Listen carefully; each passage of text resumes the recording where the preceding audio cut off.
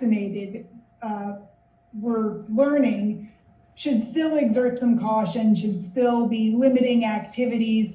That's a tough message for people to hear at the end of all of this pandemic fatigue, and with the vaccine on the horizon that's been billed as the thing that's going to save us all, which in many, many ways it will.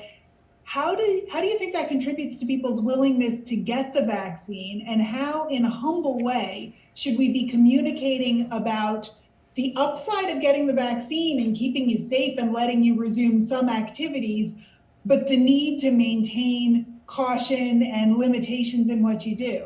How do you talk to people about that? Were you on the phone call that I was on today with the White House? I'm always listening. You think I'm not, but I'm always there.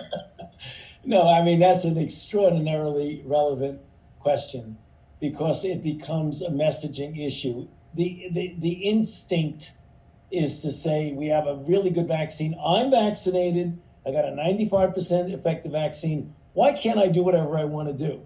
Well, the reason is, ultimately, you may be able to do that, but not right now, because there are things we don't know.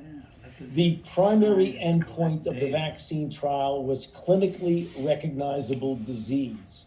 We don't know yet whether or not it prevents you from getting infected where you're not with symptoms, you're asymptomatic, but you have virus in your nasopharynx that you could then infect an unvaccinated person who might be vulnerable, and you will inadvertently and innocently get them sick. So we say, you've got to wear a mask. People say, why do I got to wear a mask? Why did I get vaccinated? You got vaccinated to preserve your health, the health of the family, and to help to crush the dynamics of the outbreak.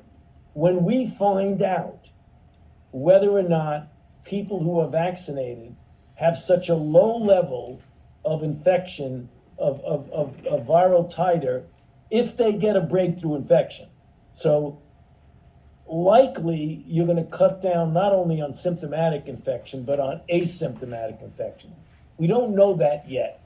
I think it will be the case. And I think also, again, I don't know. I think also that if you do get a breakthrough infection and you're vaccinated, that the level of virus in your nasopharynx will be substantially lower than the level of virus in an asymptomatic person who wasn't vaccinated. There's a study from Israel that strongly suggests that, but we're doing a study now to try and nail that down. And if in fact we find that out, then you're going to see a pulling back on some of the restrictions. But we're not there yet. And when we get there, then you'll see changes in regulations, but not quite yet. So can I ask you for a little bit more information on a study like that? What kind of data do you need to collect, from whom, to be able to learn about that risk of infection of other people among vaccinated folks? There's the indirect way and there's the direct way. The indirect way is the one that I just mentioned.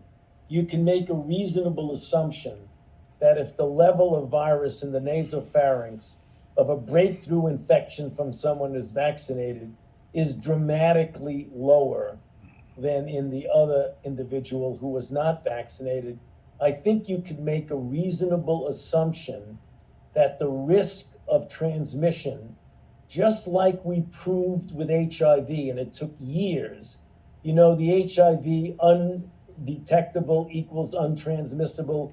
You may not know that as an economist, but it's true, is that if the level goes below a certain level, you just don't transmit it. So it may be that we will show that if the level of virus in your nasopharynx, because you're vaccinated, is so low that you don't have to worry about transmitting, that's going to be a game changer for what a vaccinated person can or cannot do. The way you do it directly is you do a cohort study where you, for example, vaccinate people in a closed group. Best way to do that, college campuses with dorms. You vaccinate people, and anybody that gets infected, you do sequencing of the virus, and you find out that does a person who is vaccinated, who gets infected, is that the virus that transmits it to the uninfected placebo group? Or is it only the unvaccinated placebo group? Or is it only the unvaccinated transmitting it to each other? If there's no transmission from the vaccinated group, that's it. That's your study, and you're in good shape. So I want to ask you